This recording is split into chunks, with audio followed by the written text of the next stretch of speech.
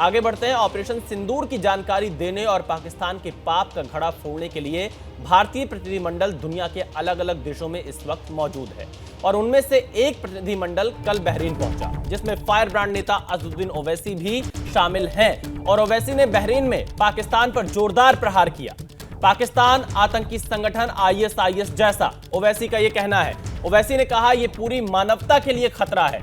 आतंकियों ने कुरान को गलत ढंग से पेश किया। इस्लाम आतंकवाद के खिलाफ है। ओवैसी का कहना है, एक बेगुनाह का कत्ल पूरी मानवता को मारने जैसा। असदुद्दीन ओवैसी ने और क्या कुछ कहा, ये आपको सुना देते हैं।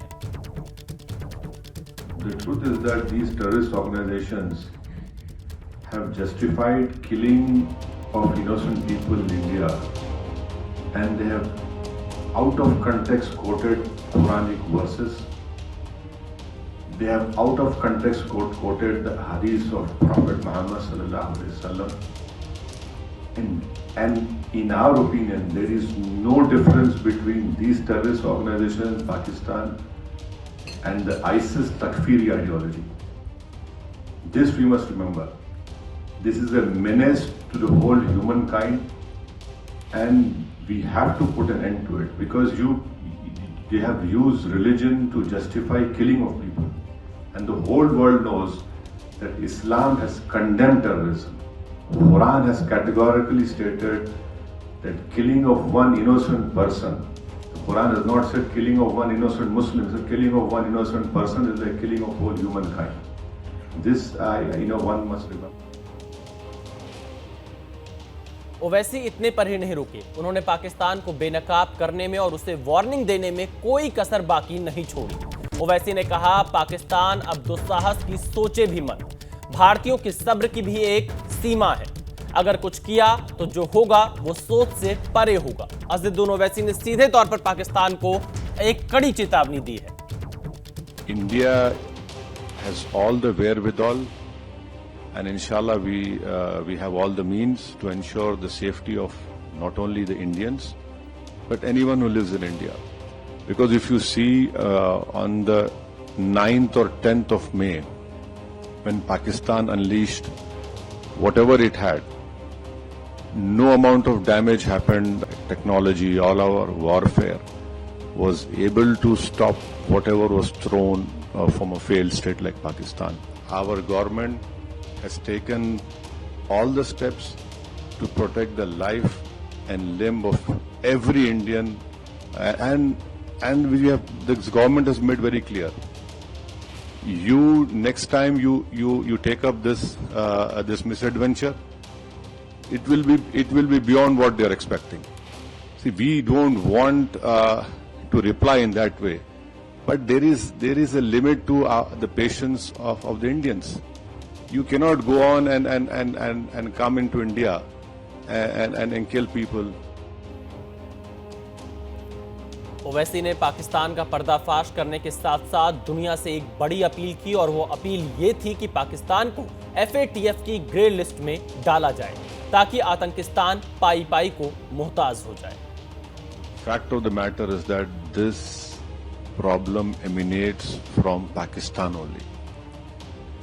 Unless and until Pakistan stops promoting, aiding, sponsoring all these terrorist groups, this issue will not go away. And India has exercised utmost restraint in dealing with this problem. Now I think so there is unanimity in our country, irrespective of whatever political affiliations we belong to. Yes, we have our political differences, but when it comes to the integrity of our country, it is high time that the neighboring country understands. And I would hope and request that the Bahraini government would help us in bringing back Pakistan in grey list of FATF, because this money has been used to support those terrorists, and we had bombed those 9 terrorist sites. How is it that a designated terrorist is offering namaz-e-janazah of those people? I mean, there is a limit to this shamelessness. Inshallah, hopefully, we will see the end of this menace very soon. Bahrain गए प्रतिनिधिमंडल में BJP सांसद निशिकांत दुबे भी हैं और उन्होंने भारत का साथ देने के लिए बहरीन का शुक्रिया अदा किया, लेकिन साथ ही तुर्की और अजरबैजान को आईना भी दिखाया, जो सब कुछ जानने के बाद भी पाकिस्तान के समर्थन में दिखाई दे रहे हैं। ओआईसी में जो बहरीन है, जहां आप हैं, सऊदी अरब है और मैक्सिमम जो इस्लामिक कंट्रीज हैं, वो हमारे साथ ही हमेशा नजर आए।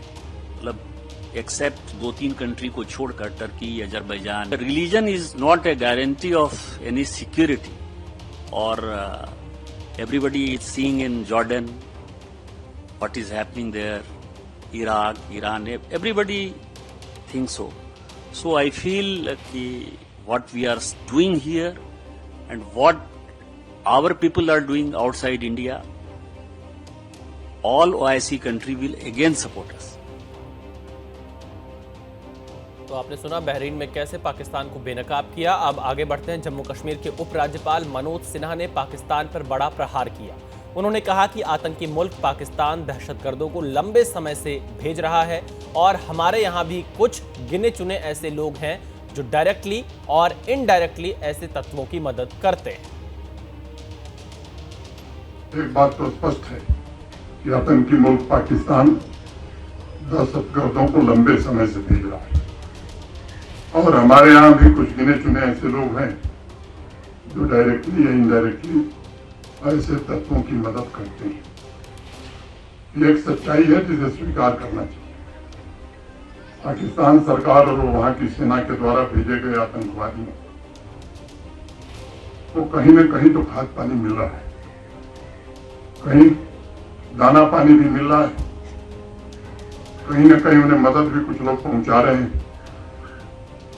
लेकिन यह भी हकीकत है कि पहलगाम की घटना के पश्चात आतंकी मुल्क पाकिस्तान के खिलाफ कश्मीर के लोग या पूरे जम्मू कश्मीर के लोग स्वतः, जिसे कहते हैं स्पॉन्टेनियस, सड़क पर निकल करके इसका विरोध किए। उसकी जितनी सराहना की जाए वो शायद कम होगी।